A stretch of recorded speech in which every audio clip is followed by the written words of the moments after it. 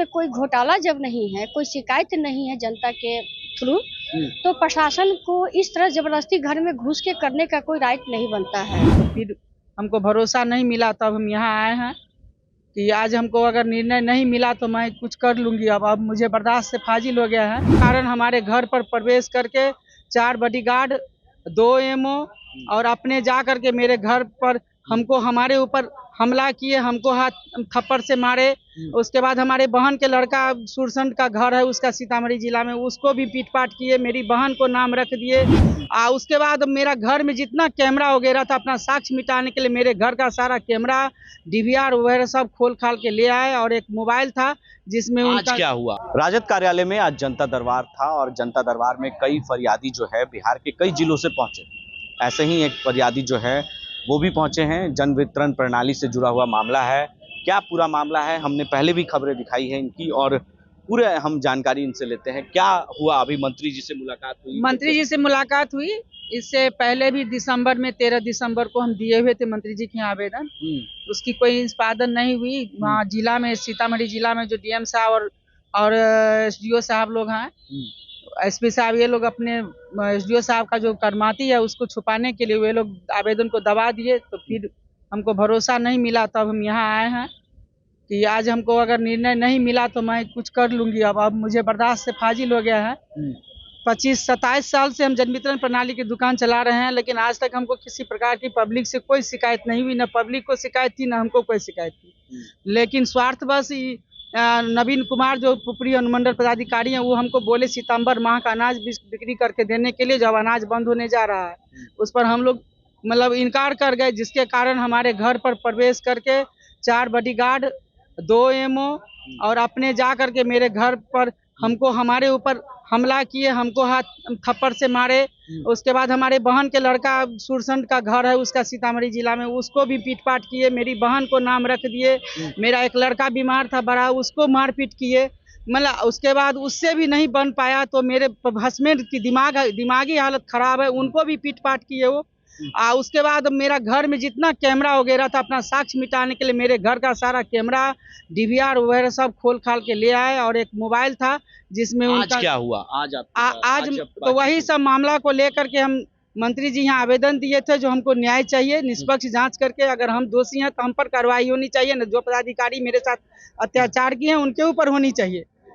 तो 1 महीने से जब कुछ नहीं हुआ तो हम यहाँ आए हैं। मंत्री जी बहुत बड़ा आश्वासन दिए हैं। मंत्री जी बोले हैं, डीएम साहब को फोन किए हैं और बोले हैं कि इस केस को अनुमंडल पदाधिकारी द्वारा वापस करवाया जाए, और नहीं तो बात आगे बढ़ जाएगी। अभी डीएम साहब को फोन, डीएम साहब को हमारे सामने में फोन किए हैं। डीएम साहब बोले हैं कि ठीक है, अनुमंडल पदाधिकारी को बोल करके हम केस को वापस करवाएंगे और मामला को सलेट देंगे। इतना ही कह करके मंत्री जी हमको आश्वासन दिए हैं कि आप जाइए घर स्थिर से, आप आराम से बैठिए। मुख्यमंत्री के जनता दरबार में मुख्यमंत्री के भी जी जो 6 तारीख को सीतामढ़ी गए थे, उनके सामने भी एक आवेदन दिए थे। तो एसपी साहब बोले कि ठीक है, आपको हम निर्णय दे देंगे और आपको विश्वास देते हैं कि आपका हम सब जांच ढंग से करेंगे, लेकिन वहाँ भी कुछ नहीं मिला। तब हम आज जनता दरबार में आए हैं। हमको पूर्ण भरोसा है कि जिस तरह से मंत्री जी हमको आज सुरेंद्र यादव जी हमको मतलब संतुष्ट किए हैं, हम पूर्ण भरोसा है कि हमको न्याय मिलेगा। आज मेरी आंख के आंसू सूख गई है भरोसा के माध्यम से। तो देखिए, साफ तौर से कह सकते हैं जन वितरण प्रणाली के जो दुकानदार हैं वो पहुंची हैं। वीना वर्मा इनका नाम हुआ और लगातार जो है अधिकारियों के जो चैम्बर हैं उनके चक्कर लगा रहे हैं। सिर्फ आश्वासन दिया जा रहा है। आज जनता दरबार में पहुंची हैं कुछ और महिलाएं, क्या लेकर फरियाद पहुंची थी? मेरा फरियाद इनका था और ये हमारे जिला से आई हैं और लगातार इनके साथ एक तरह से समझिए तो प्रशासन के हिसाब से या फिर जो बोला जा रहा है कि ये जो इनका ये ले रखी है काम जिस हिसाब से, और इसमें कोई घोटाला जब नहीं है, कोई शिकायत नहीं है जनता के थ्रू, तो प्रशासन को इस तरह जबरदस्ती घर में घुस के करने का कोई राइट नहीं बनता है। आप अगर एक महिला के साथ अगर ये कर रहे हैं तो ये बहुत गलत है। और आज ये पीड़ित होकर के हमें भी बोली है और हम आए हैं और सुंदर जी से भी हमारी बातचीत हुई है और हम चाहेंगे कि राष्ट्रीय जनता दल जितने भी कमज़ोर वर्ग के लोग हैं या पीड़ित महिलाएं हैं, हमेशा उनके लिए लड़ी हैं और लड़ने का काम करेंगे, आवाज़ उठाने का काम होगा। और मैं इनके साथ हूँ क्योंकि ये हमारे जिला से आती हैं और इनके प्रति जो आपने सुना है ये कहीं ना कहीं से सच है। अगर गलत है तो फिर वहाँ के प्रशासन से मेरा आग्रह होगा कि आप क्या सोचकर इनके साथ जो किए हैं दुर्व्यवहार जो किए हैं या एक महिला के साथ जो गलत आपने जैसे कि घर में घुसना, पीटना, मारना, भगाना, आज ये 3 महीना से घर से बाहर है इनके पागल पति को इतना प्रताड़ित करके आप लोगों ने इनके बेटे के साथ किया।